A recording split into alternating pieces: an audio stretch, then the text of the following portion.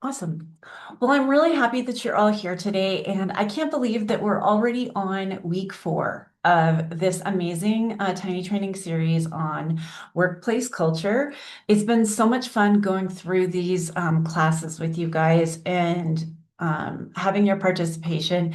Today, I'm going to ask for a lot of chat participation. So, if you're able to participate in the chat and to actually really give me some words, that would be great, and I appreciate it so much. Just want to introduce to you our team. 0 to 5 Montana works to increase access to early care and education while supporting families, uplifting voices, and empowering childcare businesses across the state of Montana.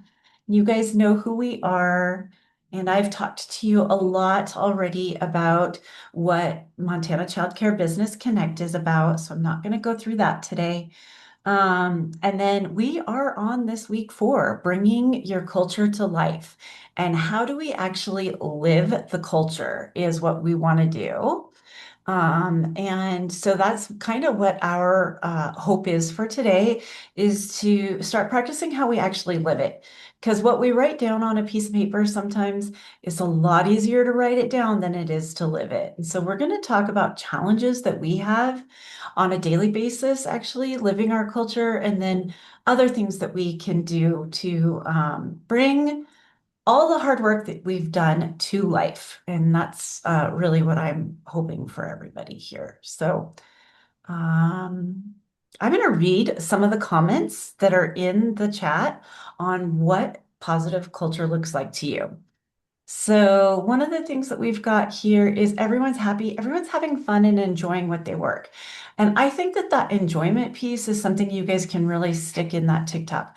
We can't always have fun. I mean, changing diapers, probably not your highlight of your day, but there are lots of places and times in the day that you can have a ton of fun. And I'm hoping that you do, have that. And so we really want to be able to highlight what does that look like and how does that communicate through our actions, not our words? Strong community trust and healthy communication is one of the comments. Everything's flowing, and you, as the customer, can feel it in a positive way. That is an excellent way. You feel it, right? Have you ever walked into a place and seen the tension, like felt like, oh my gosh, this is not, there's something not right here.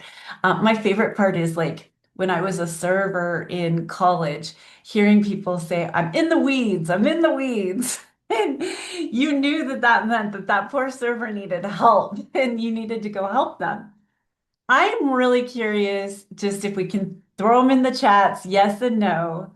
Do you guys feel like you have at least one day a week as childcare providers that you're in the weeds? Is it just a continual thing because you're managing a whole bunch of little people?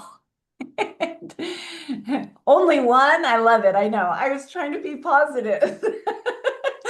But I just want you to know that I feel it. I know what that in the weeds feeling is like. And if we live in the weeds every day, every single day, what becomes the norm is what we call, high cortisol, high stress, really unhealthy work culture and balance. And so you have a job that feels weedy a lot. And what we want to do today is to talk about how do we live all those wonderful things that we've written down so far and put them to our good use in what we're doing every day. So over the last few sessions, we've done some really important foundational work. You've clarified your mission, you've written down what you stand for, you've explored your vision, where your program is going, you've defined your values and your behaviors, and now you know what your expectations are that you can use to shape this amazing culture. Today, we're going to focus on something even more important, how the culture actually becomes real inside your program. Because culture is built by because culture is not built by what you write down, but it's built by that experience that people have consistently.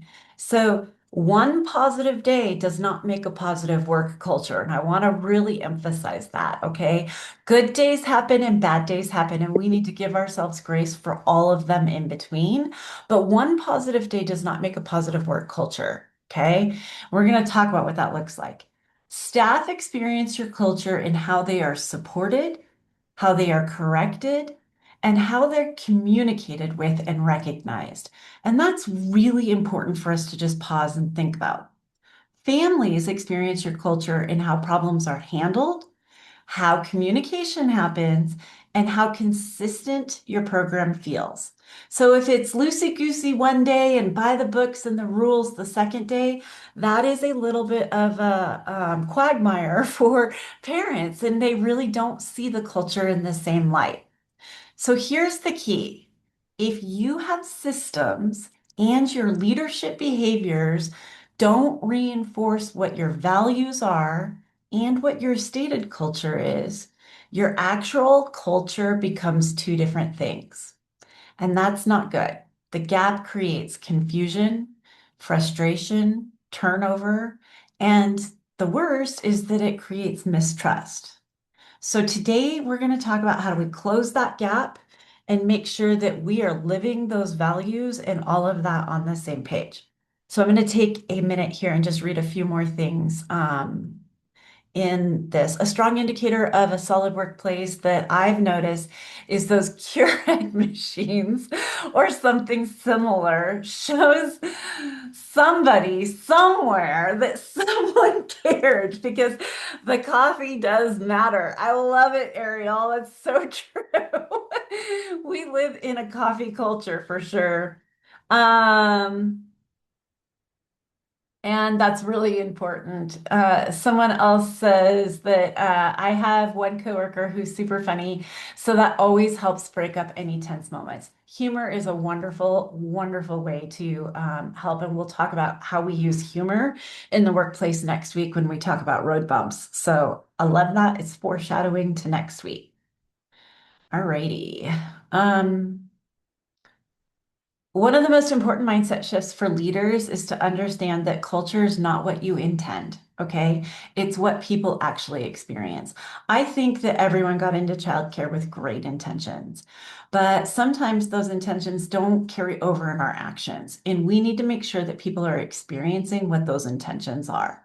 You may value teamwork, you might value communication, and I hope you value respect. But if staff experience confusion and inconsistency, if they experience avoidance, that's what becomes the real culture. So it's really important in childcare because the environment is an extremely highly relational and very emotional environment. Without question, we live in an emotional environment. And staff don't just evaluate pay or their schedules, they're going to evaluate their emotional safety. Leadership consistency can support and trust this idea of staff staying. Families do the same thing. Families are going to experience how concerns are handled, how welcome they feel, how communication happens, how consistent the environment feels. And these daily experiences directly impact your employee retention and family retention. People stay where they feel emotionally safe, where they feel respected, and where things are clear. This means that culture is not a side issue in your business. It is a core operational strategy. Just going to make sure I got everyone in from the waiting room. Yep, perfect. So when programs struggle with culture, it's usually not because leaders don't care. Most leaders care extremely deeply, and I believe every single one of you do. But culture does sometimes break down because there is a gap between what the intention is and that execution. Sometimes the execution is tricky. Sometimes your values are too vague.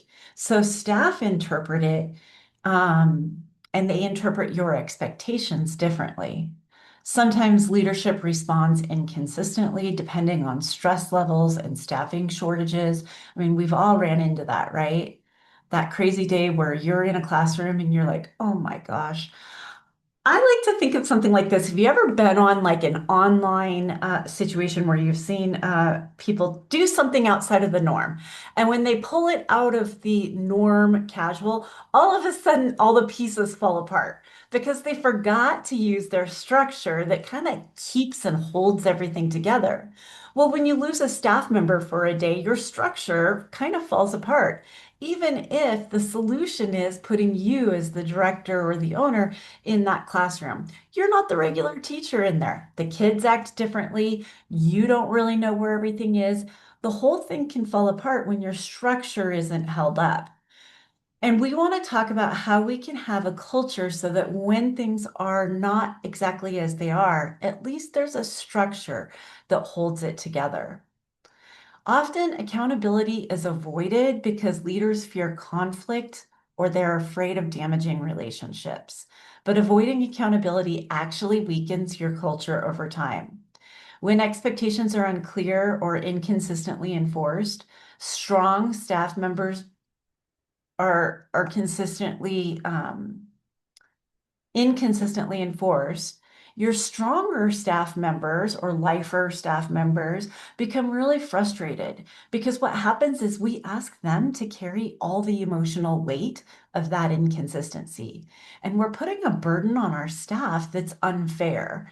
And they're your reliable ones, you guys. They're the dependable ones. And we want to make sure we're not burning our people out. This frustration is one of the biggest contributors to turnover in the childcare programs. And in the workforce recruitment retention work that we've been doing here at 0 to 5, we have found this to be a very true fact here in Montana specifically. Strong cultures do require clarity, they require reinforcement, and they require follow through. Now, everyone pause and listen to me really close. That sounds overwhelming, but what I want you to hear is they require consistency, not perfection. We don't expect you to be perfect. If you have staff members who expect you to be perfect, you need to reset those expectations. But I believe your staff members, all they really want is for you to be consistent. Okay. Can we think of some examples of inconsistency at work and put them in the chat as I continue to talk on? I'm going to pause in a minute and do this. But what I'm specifically looking for in the chat box is an example of how, when you're inconsistent, it affects your high quality staff. So, for example, if you have a policy for one staff member that's different for the other staff member, how does that make the rest of the staff feel? And some examples of that, or maybe even a question of how that's tricky for you as a leader and how you can, ask the rest of the group on what they do in those types of situations. So if you can think of something like that and put it in the chat as the question, I would love that. One of the hardest truths about leadership is this: your staff are going to learn more from your behavior than they will ever from that handbook. The handbook is important because it's a tool you get to refer them back to and say, hey, this handbook says blah, blah, blah, blah, blah. But if your behavior shows what you're wanting, it is so much more profound and so much more effective. You can talk about communication, you can talk about teamwork, you can talk about professionalism, and you can talk about respect all day long. But if your actions don't reflect those values consistently, your team is going to notice. And they're going to notice your behavior instead of your words. You know, Mama's old saying, actions speak louder than words, is incredibly important when it comes to team culture. This is especially important in childcare because the environment is just so relational. It is such a relationship-based industry. People are emotionally driven. Staff are consistently observing how leadership responds under pressure. So if your go-to every day is, I'm in the weeds, they're going to be in the weeds every day. Okay. But if your go-to every day is, let me show you how to roll up my sleeves and get through this weed rush and take my little machete out and chop down that tall grass and get to the heart of those values that you've already established, what a difference it could make. For example, if your stated value is communication, but staff are regularly seeing leadership avoiding difficult conversations, or they're giving unclear directions when handling conflict, the real culture becomes avoidance and inconsistency. One thing that we took from the workforce recruitment retention cohorts was that if you discipline one staff member for something one way or give an actionable uh, suggestion, but you don't give that actionable suggestion to another staff member, it's very detrimental to culture. So consistency really is important. And I'm a huge fan of the Brene Brown quote that clear is kind. And so don't be afraid of that conflict. Be clear. Okay, so I'm gonna stop for a minute and pause about some of these comments that are in the chat. Ariel says, I find it really hard to enforce something someone else wants when I think it's stupid, and that causes issues. Ariel, you are speaking to the choir because one, they were not in a position to tell me what to do. Two, their reason was for it was they wanted was something that I found nonsensical. And that's really important. So you need to make sure when you're the leader that your staff is in alignment with those things. And if they're not in alignment, you need to show them why that's your value. And we're going to talk about hiring for the right fit because that's really important. You want to make sure that your staff don't think that your ideas are nonsensical. That's really, really, really important. Um, Steph says, I do not have other staff, but I run solo. However, I feel that it is equally as important to say and do the same for each child in our care. You are 100% on point there, Steph. That's really, really important. She brings up the idea of favoritism and that it somehow causes and helps others bend the rules. And then it starts to become a behavioral issue for the rest. And I really, really, really get that. I do believe that treating people equal is really important. And you guys do that. I'm going to talk about it in just a second. So we're going to get to that. A strong culture cannot depend on memory. And you guys, it's not about personality, okay? You're all lovely, fantastic, likable people. No one would leave their children in your care if you weren't, okay? You're amazing personalities. Okay, that's great. And our intentions only go so far. If culture only exists because leadership works hard to keep it going, it becomes really fragile. And that's why a healthy culture is supported by systems. And systems will help you create repetition. They'll help you create that consistency. And consistency is what turns those values into everyday culture. So let's look at some examples. First thing is hiring questions. How do we ask questions that tie people to your values? So Ariel, in your first one where you were saying, when I think that this rule is nonsensical, you want to make sure that you're hiring people that don't think your rules are nonsensical and that you have buy-in from your staff on all those things. And so in our interviews, we want to make sure that your hiring person's values also align with your values. And something that I encourage people to do, even in the interview process, is to hand them. This is a list of our cultural values here. Do you see anything here that you would have a conflict with? There's no question that if you're talking about your values in an interview more than 3 times, they're going to realize how important it is to you, and they're going to really plug into that and make that decision if it's a good fit. Becky puts in the chat, she says, one of my questions when interviewing, I ask is, what is your philosophy of caring for children? I love that, Becky. Christy says, talking about favoritism, there's also that perception of favoritism. I agree so much, Christy. Some people just think you have it that you have to watch out for. I have two employees who communicate with me constantly. Because they communicate, they would get their way because it was them. And that's really true. You know, like if there are people who are good at talking, other people might see things that way. I 100% agree with everything you've written in here. Becky says one of her favorite questions when interviewing is, what's your philosophy? Okay, and then, yep, you have that one as well. Squeaky wheel gets the grease, and I agree too. Communication, if you're like in Christy's case, I know that she's a fantastic leader, but I can see that, you know, being that concern. If you have staff that are great about communicating, then, you know, when you're explaining to other staffs that aren't very good communicators, you might during a staff meeting say, I really appreciate a lot of communication because it helps me understand A, B, C, and D. If you don't tell me what you're thinking, I can't know, blah, blah, blah. Those sorts of comments that are like really important to bring permission for those quieter staff members to start coming to you and communicating even better. Really important stuff. If communication is a value, then your interview questions are going to show an example of that.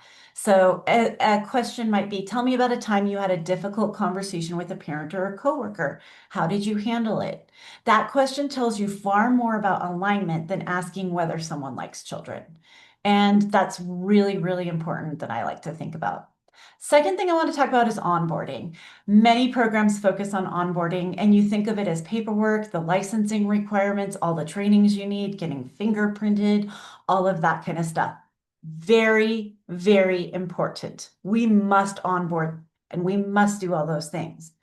But strong onboarding also includes very clear examples of how we communicate, how we solve problems, how we handle conflict, and how we support each other and families. Okay? Those are really important pieces to the culture aspect of that onboarding process. And then third, performance reviews. If your values are not included in evaluations, your staff is going to quickly learn that those values are optional.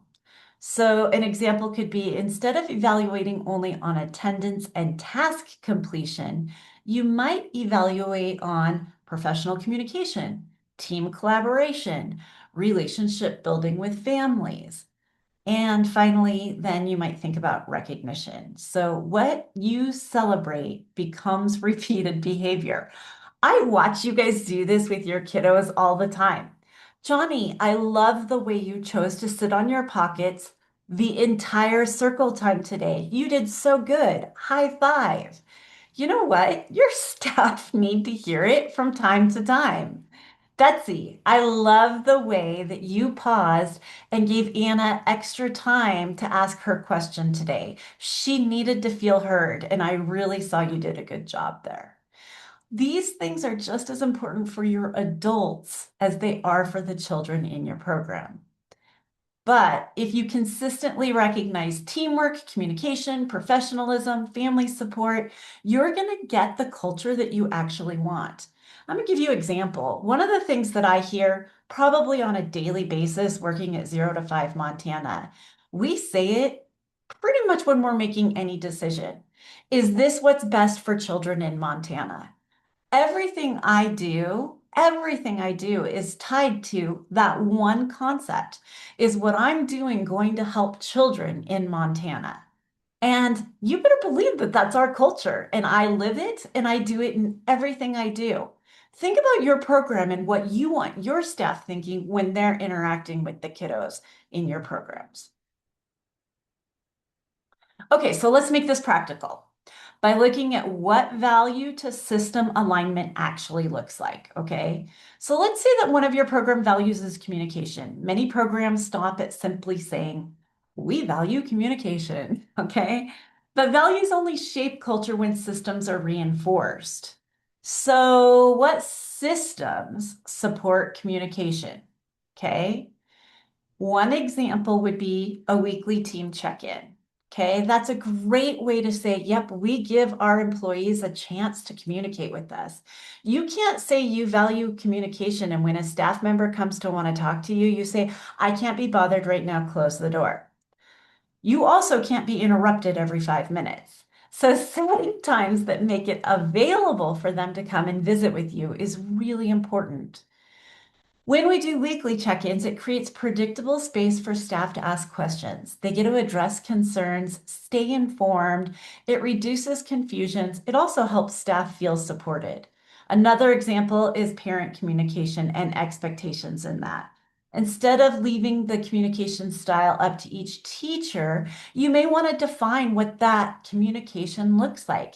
Set your expectations of how your teachers are going to communicate with your families, how often updates are sent out, how concerns are addressed, how professionalism is maintained. Another system might be conflict resolution processes. So when staff know how concerns should be handled, conflict becomes so much more productive and so much less emotional. And we could talk about that subject for a really long time, but I do want to give you guys a heads up that next week we are going to give some really good conflict resolution examples, but how to set the example of how you want conflict resolved in your program during the onboarding process specifically. So I hope you come back next week and get that specifically. And then finally, maybe what do classroom updates look like? Creating your systems are so important in doing this. And then I just really want to say that consistency over intensity. So small daily actions are what's going to create your culture. Make sure that you're being consistent because it's going to build the trust. It's going to reinforce your expectations. Remember that it's small actions are going to shape every experience. And then I want you to think about an area where your culture feels inconsistent. Maybe communication, maybe classroom management, maybe staff showing up on time. Now ask yourself, what value is that connected to? And remember that systems will help create predictability. So this week, I want you to think about a system that you can use that would help put that into action for you in your program. As we close, I want you to leave with this idea that culture is not built in to mission statements. It's not staff parties, and it's not an inspirational speech. Culture is built in ordinary moments repeated consistently over time. Ordinary moments repeated consistently over time. It's built in how leadership responds under stress, how expectations are reinforced, how communication is handled, and how staff and families experience your program daily, not occasionally, but daily. And this is why that system matters so much. Because when people know what to expect and consistently experience alignment, they stay. Your families stay and your teachers stay. Next week, we're going to talk about what happens when things pull us off course and how to protect your culture during those high stress times, and what you can do to avoid burnout and stress, and how to stay aligned to these things under pressure. And with that, I know that we went all the way up to the 2 o'clock hour. So I do want to just kindly ask again if you all would please snap a picture of this QR code or click the link and take the survey of how you're feeling about this class. If you like them, if you'd like Tiny Trainings to continue for 30 minutes, maybe you want them an hour long, anything like that, is wonderfully accepted in these chat boxes. And we'd like to hear more about how you're feeling about these trainings if you want to keep them going and not. And with that, I'm going to stay on. If there's any questions, I'll answer those questions.